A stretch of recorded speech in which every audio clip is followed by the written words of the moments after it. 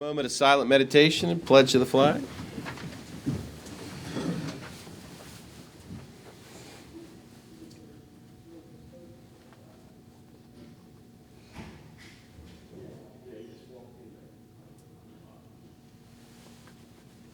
Okay.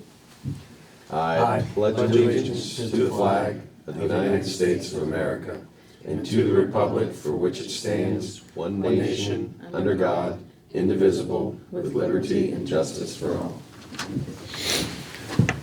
We will open this meeting of the Monongalia County Commission September 3rd, 2025. It's a little after 10 in the morning. All three commissioners are here. We'll begin with consent and approval with our County Administrator, Renetta McClure. Good morning, Renetta. Morning. Not sure why my voice went up here when I said good morning, Renetta, but good morning, Renetta. Good morning. You have 24 exonerations, $46,036.35. Minutes for August 27th, 2025. Vouchers, General County Fund, $46,395.04. 911, $200. Chestnut Ridge Park, $5,282.49. Camp Muffley, $3,041.61. Mason-Dixon Park, $1,326.28. Mon County Center, $1,587.60. Recreation levy, $14,321. Purchasing card, General County, $27,356.60. Chestnut Ridge Park, $299.40. Camp Muffley, $66.22. Mason-Dixon Park, $363.59. Mon County Center, $616.92. Assessor's valuation, $8,981.25. For a voucher total of $109,838. No budget revisions. Position vacancies for boards and authorities are listed on the website. Fiduciary orders for September 3rd, 2025. Move to approve the consent and agenda items as presented. Second. We have first and a second. All in favor, say aye. Aye. You have a few estates to deal with this morning. Okay. First is the estates of Bernard and Carolyn Bilkowski. This was a request to resign as an executrix, is that what I understand from both of those estates? Yes, The lady has moved into assisted living assisted facility. living and doesn't feel she can finish out the estate. And I believe we have someone on standby ready to apply to take those spots. This is the one that's the other estate. Oh, okay. So she just wants out. Okay. Yeah, this is actually to appoint the sheriff Right. Oh, that's right. First we have to have resignation. as administrator. Right. Well, first things first would be to, And these are the two Bilkowski state. yes, Yes, yes. Carolyn Okay. and Bernard. That's right. Okay. I move to appoint the sheriff administrator of the estates of Carolyn Rose Bilkowski and Bernard John Bilkowski. Second. Should we approve the removal of the previously appointed executrix first? Can we and amend then it by appoint? approving Like do it her simultaneous? resignation? Wasn't she already appointed? Yeah. So we need to remove and then appoint. Or we can just amend it by saying, Yeah. by approving the resignation of the lady's name. I apologize. Janice Clutter. Yeah. Okay. So So I moved to amend it just by approving her resignation. Okay. no, for that's- resignation and appoint the sheriff. Yeah. that's Okay. second. Sorry, didn't mean to complicate it. We have first and a second. All in favor, say aye. Aye. Aye. Next, the estate of Newbert Clayton Phillips. Yes, this is the relinquishment of Okay. the appointed executor. Beulah Phillips is living in an assisted living facility Ah, now. okay. I got them mixed up. Okay. Okay. So this one would just, Yeah, there's three moving parts. One, there's the resignation of Bueller Phillips as the executor. And then there's the waiver of administration from the second name executor, that's Jeffrey Phillips. Gotcha. And then appointment of Edward Phillips as administrator. So we do have the required documentation indicating the two individuals are willing to step aside, and that Mr. Phillips is willing to be the administrator, and he's also paid his fee. So I would move to accept the resignation of Bueller Phillips as executor, and in addition to the waiver of administration from the second name executor, Jeffrey C. Phillips, and the appointment of Edward J. Phillips as administrator. Second. First and a second, all in favor, say aye. Aye. Aye. Sorry about that, I got those two mixed up. All right, moving on. Introduction of new employees, personnel changes. We have a few from the sheriff. So come on down. Renetta, will you send that email to Tammy regarding that? And I'm sure you will. Good morning. Morning. 3 employees today, all starting on the 16th. All advertised positions, all benefits eligible. The first, William Reinhardt, we call him Mickey. Retired firefighter, is going to work at court security at a rate of $3,243.05 per month. All right, the next person is Dale Hetrick, going into the position of a school resource officer, not a new one. This is one we previously had done. He's been employed with the federal government. He's only recently retired and just now able to start this semester. Dale Hetrick, $3,583.83 per month. And lastly, Jennifer Harker, where's she? She's going to be hired as the administrative assistant to the sheriff. Again, benefits eligible and an appointed or advertised position. We actually got a bunch of applications for this position. Salary at $5,416.67 per month. Move to approve the positions as presented. Second. First and second, all in favor? Aye. Welcome. Thank you. Welcome, congratulations. Mickey, nice to see you.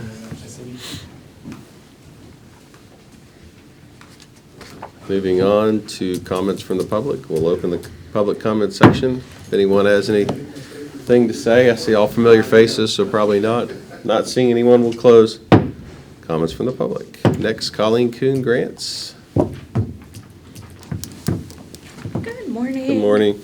I have the fiscal year *23 Emergency Management Performance Grant Award. That award is for $100,760. Move to approve the grant documents as provided. Second. The first and the second, all in favor? Aye. Got some correspondence. Looks like you've got a couple, Renetta. Yeah, I don't know if you guys remember, we talked about this in staff meeting last week, but the Harrison County Chamber of Commerce was doing like a Shark Tank type Yes. competition. Yes. This is the 3rd annual. They actually have a representative from Monongalia County that's participating, Yehan Lee. The competition is actually November the 12th at the Robinson Grand Theater in Clarksburg at 6 o'clock. And we've got a few tickets gifted to us. If anybody would be interested in attending, let me know and I'll secure those tickets for you. Great. Second one is a letter from the West Virginia Legislative Auditor's Office regarding changes to Volunteer Fire Department Audit Authority. So instead of the Auditor's Office handling the audits for the volunteer fire departments, it is going to be done by the Legislative Auditor. And so they've instilled a couple of different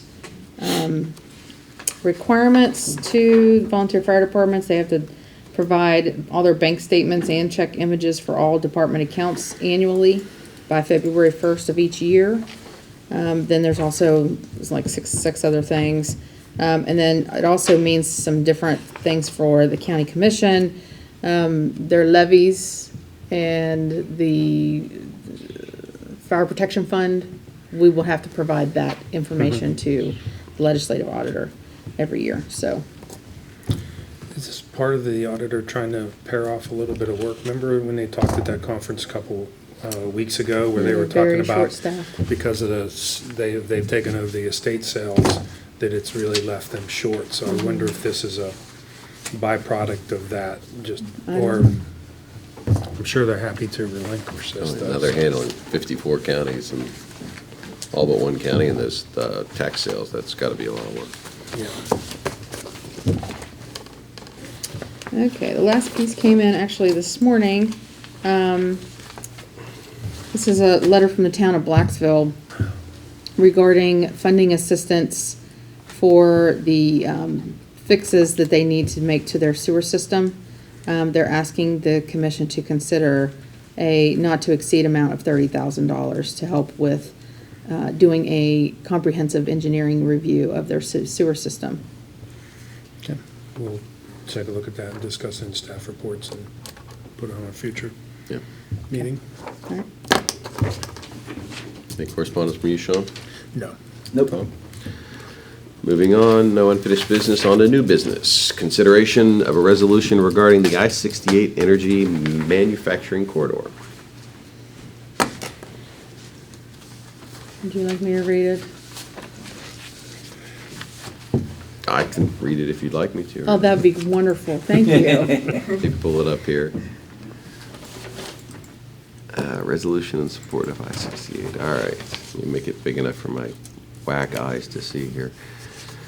Resolution in support of the I-68 Energy Manufacturing Corridor. Whereas the West Virginia Route 2 and Interstate 68 Authority was established by the West Virginia State Legislature on April 12, 1997, with the passage of House Bill 2539 and signed by Governor Cecil Underwood on May 2, 1997. And whereas the extension of Interstate 68 from its junction with I-79 near Morgantown, West Virginia, to West Virginia Route 2 at Kent, West Virginia, has been sought after even before the creation of the authority. And whereas the Shale Crescent USA region in Ohio, West Virginia, and Pennsylvania is the premier low-cost manufacturing region in the world. And whereas the project to extend Interstate 68 has the potential to accelerate private and governmental revenues and create thousands of jobs from the Shale Crescent. And whereas President Trump's administration during his first term in office supported this project by working with and holding meetings with Bob Miller Jr. as a West Virginia Marshall County Commissioner in 2017, and then in his current role as the Executive Director of the West Virginia Route 2 and Interstate 68 Authority. And whereas the White House arranged meetings with the United States Department of Transportation, Department of Commerce, and the Department of Energy in Washington, D.C. under President Trump's first term to expedite this project. And whereas this project would play a major role in accomplishing President Trump's mission to create conditions for economic growth and opportunity, and whereas the extension of Interstate 68 has never been more important than now. Now, wherefore, be it resolved that the Monongalia County Commission fully supports and urges the Trump White House, Governor Patrick Morrisey, the West Virginia State Legislature, and representatives of both state and federal government bodies to do everything in their power to secure funding to extend and build the I-68 Energy Manufacturing Corridor from the junction with Interstate 79 near Morgantown, West Virginia, to WV Route 2 at Kent, West Virginia, then across the Ohio River to Clarington, Ohio, to Interstate 77 near Caldwell, Ohio, and eventually to Interstate 75 between Dayton and Middletown, Ohio. Adopted this third day of September 2025, Monongalia County Commission. Move to approve the resolution as presented. Second. For first and a second, all in favor? Aye. Next, consideration to approve requisition number 28 for the University Town Center Series 2023A Property Tax District Administrative Expense Fund. Requisition for $8,296.25. This is Municap's monthly invoice. Move to approve requisition number 28 for the UTC Series 23A Property Tax District Administrative Expense Fund. Second. We have first and a second, all in favor? Aye. Aye. Next, consideration to approve requisition number 109 for the UTC Excise Tax District Administrative Expense Fund. Requisition for $5,218.75. And again, this is Municap's invoice for the district. Move to approve requisition number 109 for the UTC Excise Tax District Administrative Expense Fund. Second. First and a second, all in favor? Aye. Aye. D, to consider funding requests by the Brookhaven Community Association regarding funding assistance from the Community Center expenditure account in the amount of $10,000. We got this request, as we usually do, from these community organizations. We put aside a fund at the beginning of the year. Rather than dealing with these individually at grant time, we just put a pocket of money aside for these organizations to come forward. I understand their project total cost is $15,000, and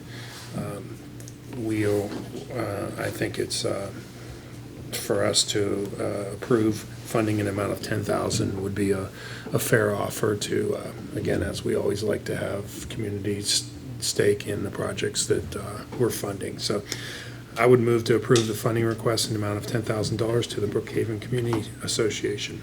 Second.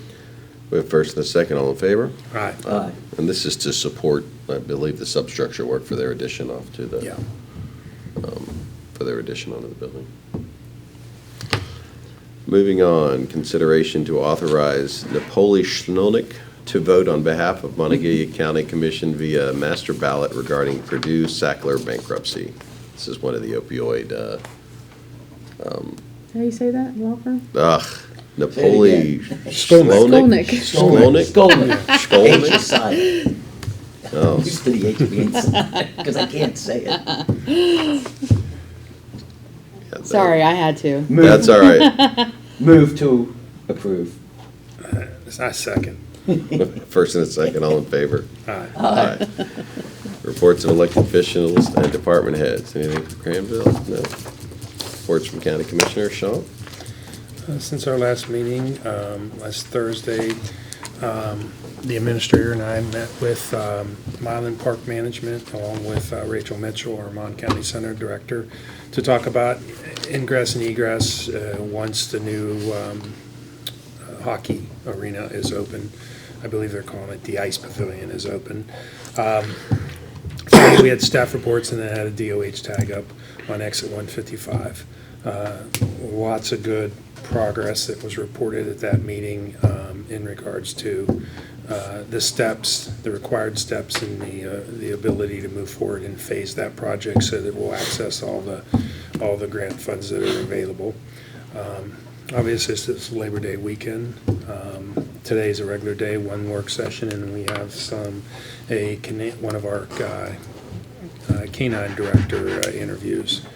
Tomorrow, the administrator and I have negotiations with Solar Hauler regarding our solar project, solar project. And then I have a Frontier project tag up. Friday, we have staff reports. We have another canine director interview. I have a broadband tag up and the exit 155 tag up. And that is all. Oh, It's two issues. I continue to meet with Joe Statler to get more clarification about the Blacksville sewage issue, and we did receive an email from the school system, so we're moving forward and trying to clarify and get as much information as possible. The other is I had a very productive and informative meeting after Ben posted a really good article about Grumbine Island. Alpha Associates called me, and they wanted me to see the design they had in 2011, and I have the information, and they wanted to share it with us so we could share with the MMPO. But the one thing that really impressed me was the concept where they had moved the plaza all the way out and built the road underneath it to separate the pedestrians and the car traffic. But that was 15 to 20 million back then, so I can only imagine what it was there. But it was a very informative meeting, and I'll pass this information on to the MMPO members. great. Just one thing, I wanted to shout out to local law enforcement for their great work last weekend during the football game. We had 55,000 people in a very small area of town, and reports were there were very few incidents, and traffic flowed pretty well in and out of the game. So as usual, they handled the business very well, and that's an incredible undertaking when you suddenly become the largest populated city in the state for one day, and to get those people in and out. And our law enforcement does a great job with that. So with that, I'll entertain a motion to adjourn. So moved. Second. We are adjourned.